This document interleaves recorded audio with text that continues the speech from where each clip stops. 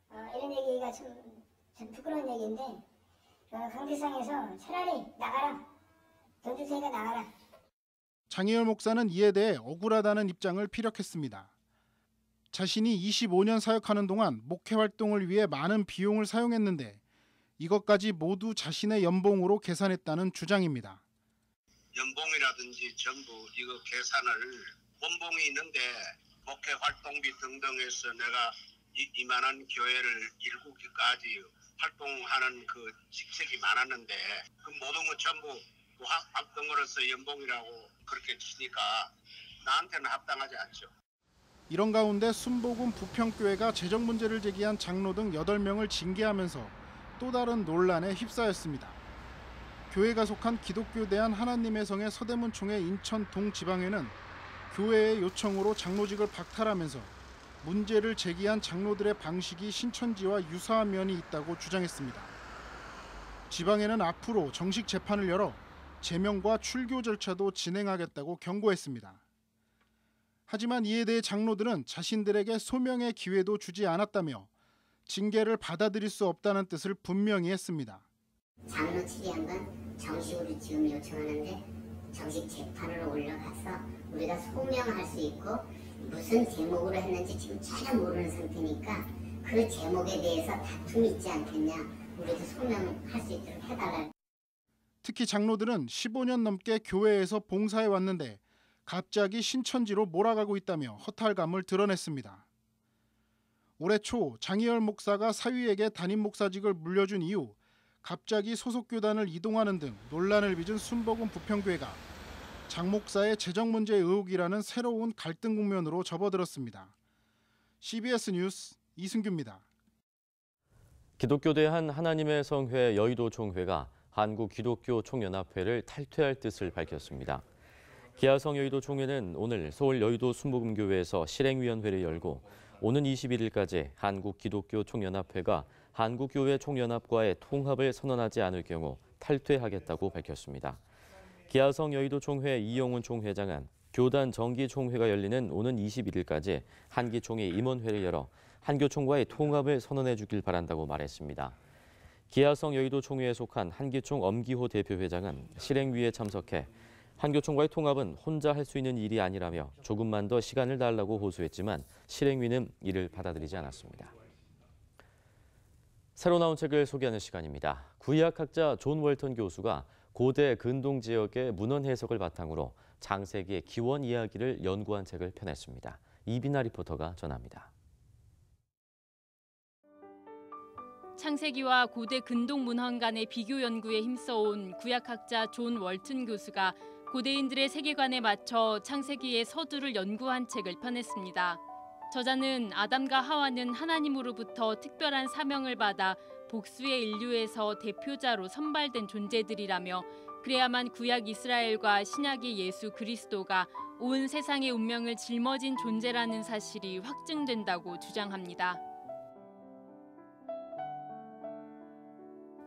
기독교의 핵심 교리를 다룬 명작이지만 내용의 깊이와 방대함 때문에 어렵게 느껴졌던 칼뱅의 기독교 강요를 알기 쉽게 설명한 안내서가 나왔습니다. 책은 기독교 강요의 80가지 주제들을 쉽고 간결하게 해설하며 각 장마다 핵심 요약과 나눔을 위한 질문을 함께 실어 교회 학교와 소그룹에서 활용하기에도 좋습니다. 버지니아 성공회 신학교 총장 이언 마컴과 미국 성공회 의장주교회 신학자문 CK 로버트슨이 성공회 신앙 해설서를 펴냈습니다.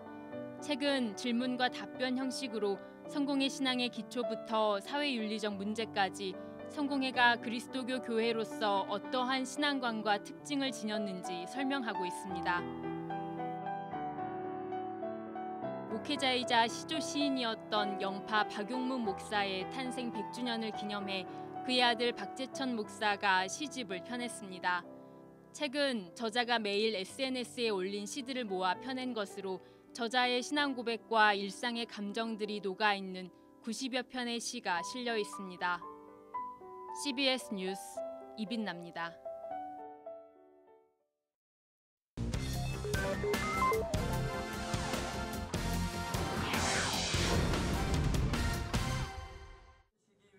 이어서 간추린 지역 소식입니다. 청주 강서교회가 교회 창립 90주년을 맞아 감사 예배와 임직식을 열고 최경천 장로 등 79명에게 직분을 수여했습니다. 정헌교 담임 목사는 선교와 봉사에 앞장서는 충성스러운 일꾼이 되어주기를 당부했습니다. CCM 가수 최명자 사모와 남성 팝페라 그룹 엘루체 초청 찬양 예배가 대구 충성교회와 대구 영남교회에서 열렸습니다. 최명자 사모는 해외 선교지에서 만난 국제 난민들을 기억하자며 그들의 눈물, 나의 가는 길 등 은혜로운 찬양을 선사했습니다. 대전 세로남교회가 주일 성수로 일요일에 열리는 마라톤에 참여하기 어려운 기독교인들을 위해 마련한 토요일 세로남 마라톤 대회가 열렸습니다. 올해 제3회를 맞은 마라톤 대회는 풀코스와 하프코스 등 구간별로 진행됐습니다. 하나님의 복 주심 가운데 우리 대전 세로남 행복 마라톤입니다. 우리는 계속하여 우리 대한민국을 위하여 또 우리 지역 사회를 위하여 열심히 달려갈 것이고 맡은 자리에서 최선을 다할 것입니다. 예장통합 제주노회가 34회 목회자 체육대회를 열었습니다. 이번 체육대회는 4개 지역 시찰별로 팀을 구성해 배구와 축구, 발야구 등 스포츠를 통해 친교와 화합을 도모했습니다.